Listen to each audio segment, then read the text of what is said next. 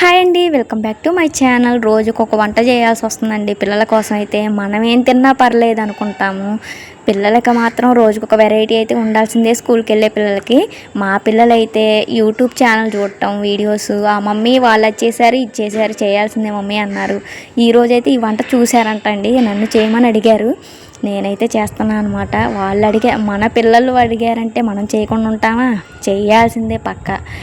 దీనికి కావాల్సిన ప్రాసెస్ ఏంటో చూసేద్దాం. ఆల్రెడీ నేను స్క్రీన్ మీద అయితే మెన్షన్ చేస్తానండి ఏమేం కావాలో. ముందుగా ఒక 2 టేబుల్ స్పూన్లు ఆయిల్ వేసేసి అందులో ఆనియన్స్ వేసేయండి.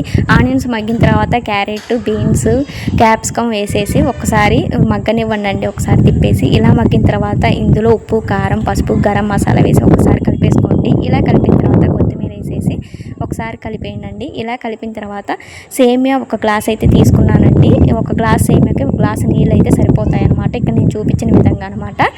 2 గ్లాసులు పోస్తే జావ అవుతుంది అనమాట. గ్లాసే పోసేయండి సరిపోతుంది. అలా వేసేసి కొత్తిమీర కొద్దిగా పైన వేసేసి సిమ్లో ఒక 15 మినిట్స్ అయితే ఉడికించండి. 10 మినిట్స్లో అనేది ఉడికిపోతుంది. ఇలా అనమాట. ఇలా కొత్తిమీరతో గార్నిష్ చేస్తే మనకి సేమియా పులావ్ రెడీ.